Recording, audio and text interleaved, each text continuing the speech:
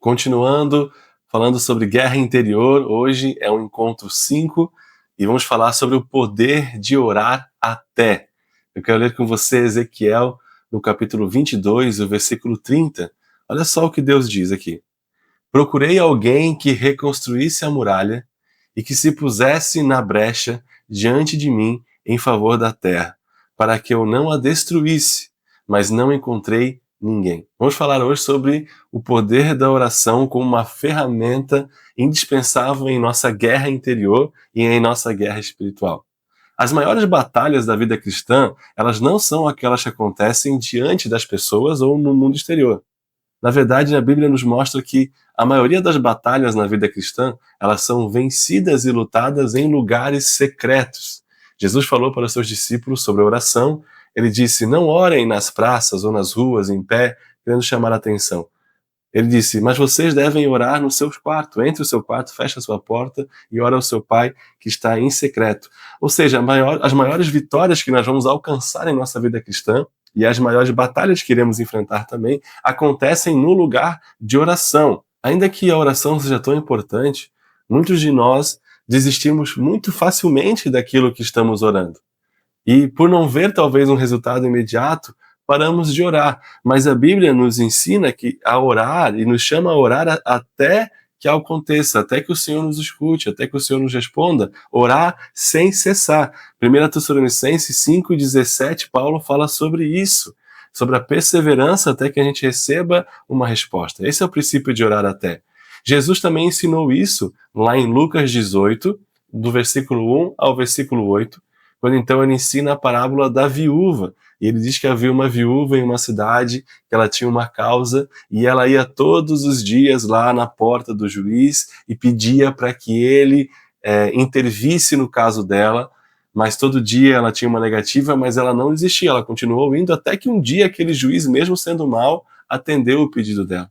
Da mesma forma, nós devemos aprender com essa viúva de que a oração ela deve fazer parte da nossa vida diária, e não só isso, que ela precisa ser constante. E quando a gente aprende a orar até, nós tomamos posse de uma das maiores ferramentas, uma das maiores armas na nossa guerra interior, na guerra espiritual que estamos lutando.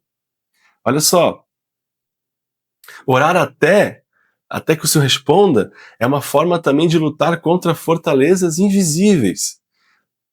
Lá no livro de Daniel, no capítulo 10 de Daniel, a Bíblia vai falar então sobre uma oração e um propósito que Daniel faz também de jejum de 21 dias. E o texto vai dizer que no primeiro dia que Daniel se colocou a orar, Deus enviou a resposta para ele, porém, a sua resposta foi impedida no caminho e Daniel então continuou insistindo todo o propósito até o final, né? Então, olha só, mesmo assim, quer dizer que no primeiro dia já havia resposta, mas houve um impedimento no mundo espiritual. Mas Daniel não desistiu por causa disso. Ele continuou a orar. Então, o que a gente entende aqui? Primeiro, que a oração, quando ela é perseverante, ela tem o poder de romper barreiras, que muitas vezes a gente não está vendo. Daniel não sabia que estava acontecendo essa batalha no mundo espiritual, ele não poderia ver, mas o fato dele continuar orando foi o que possibilitou que então a mensagem, a resposta chegasse até ele e ele conseguisse romper essa barreira. Então, eu entendo que Deus não nos criou, ou melhor, eu entendo que Deus ele nos criou, né? Ele nos criou para ter orações respondidas.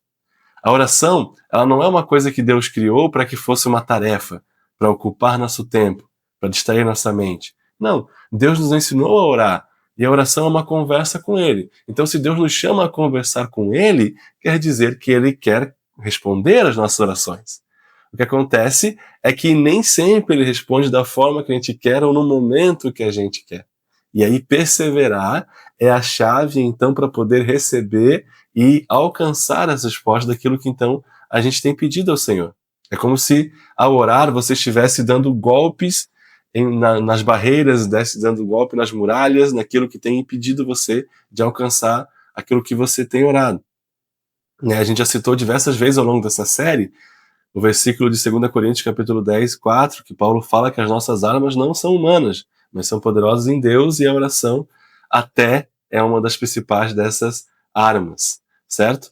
Quando nós continuamos a orar, e a insistir, nós estamos declarando que não aceitamos as mentiras do inimigo, mas cremos e confiamos que a verdade de Deus ela prevalecerá, por isso insistimos e continuamos orando.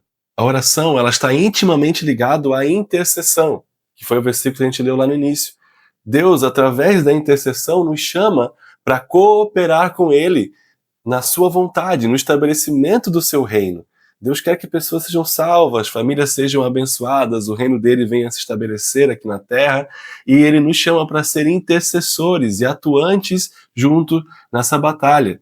Ele está procurando alguém para se colocar na brecha. Imagina a imagem lá do versículo que a gente leu, que forte. Um muro, uma muralha, que tem buracos, que tem brechas, o inimigo está vindo e Deus está querendo alguém para se colocar naquele buraco, para proteger a cidade, para proteger as pessoas, se colocar naquela brecha e lutar contra o inimigo para proteger aqueles que estão do outro lado, do lado de cada muralha, né? Olha que imagem forte, Deus está nos chamando para isso, é uma responsabilidade nossa como igreja sermos intercessores. Mas será que a gente tem intercedido até que o Senhor faça, ou a gente tem intercedido e orado pelas pessoas só por um tempo e depois temos desistido? Interceder é levantar muralhas espirituais ao redor das pessoas que nós amamos ou que nós queremos verem serem salvas pelo Senhor, ao redor das nossas famílias, amigos. Interceder é levantar muralhas. Eu coloquei aqui alguns exemplos disso, por exemplo, Abraão, que intercedeu por Sodoma, Gênesis 18, 22 e 23. Moisés, que ficou ali na brecha, intercedeu pelo povo. Ele subiu ao monte, recebeu os 10 mandamentos, quando ele desce, o povo estava lá se corrompendo, idolatrando o bezerro. Mesmo assim, quando Deus diz que vai destruir o povo, Moisés se coloca em intercessão entre Deus e o povo, ora por eles, pede misericórdia e o Senhor tem misericórdia deles. Está lá em Êxodo 32, do 11 ao 14. Esses são exemplos que mostram que orar até pode mudar o destino de pessoas ou de cidades inteiras, certo? Então, como a gente falou lá no encontro 2, a paciência de Deus não é um sinal de descuido, na verdade é um sinal de amor, porque Ele quer que todos sejam salvos. Quando oramos, até estamos nos alinhando ao coração de Deus. Então, quando nós insistimos em oração pelas pessoas, nós estamos cada vez mais alinhando o nosso propósito ao propósito de Deus. E é isso que importa.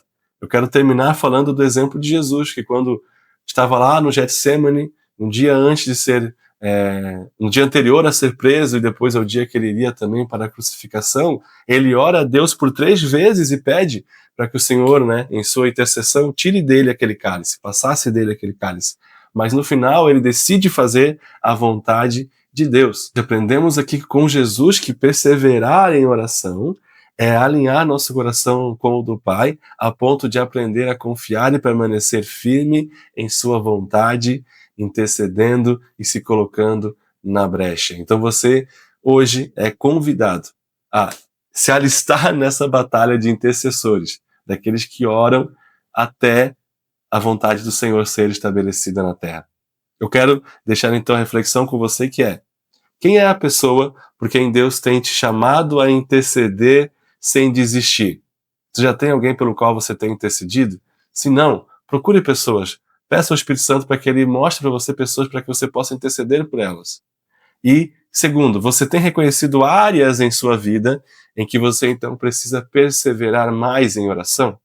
Eu quero deixar um desafio prático para os nossos grupos hoje, que é desenvolvermos em cada grupo um memorial de oração. Como assim? Você vai pegar uma folha agora, cada membro do grupo de crescimento vai escrever uma oração, colocar um pedido de oração ou, melhor, um pedido de intercessão. E então, o grupo vai passar a partir de hoje a interceder por esses pedidos. Você vai anotar o dia que você começou a orar, o dia que o grupo começou a orar, qual é o pedido, e você também vai deixar um espaço onde você vai poder, depois que a oração for respondida, cremos que Deus vai responder a oração do grupo, quando ele responder, vamos colocar a data em que ele respondeu e escrever um pequeno testemunho na folha de como Deus respondeu a oração. Por fim, nós vamos trazer essas folhas novamente para o grupo para então, como um testemunho no grupo, nós lermos aquilo que o Senhor tem feito. E eu creio que a partir disso, da gente anotar e do grupo se comprometer em oração por esses pedidos, a gente vai começar a ver as respostas deles, vamos trazer para o grupo e testemunhar, e isso vai aumentar a nossa fé, amém? Então que você possa desenvolver esse memorial hoje, esse desafio prático, e a nossa oração é para que o Senhor possa nos dar um coração como o dele, um coração que ama as pessoas, um coração que intercede, um coração que ora, um coração perseverante, que o Espírito Santo venha nos ajudar a não desistir quando nós pensamos que não recebemos a resposta, mas a entender que Deus ele está respondendo. Só talvez ainda não seja o nosso tempo e não seja da forma que estamos esperando, mas ele responde nossas orações e precisamos continuar intercedendo e sendo perseverantes, orar até que o reino de Deus seja estabelecido. Amém? Que Deus abençoe a sua vida.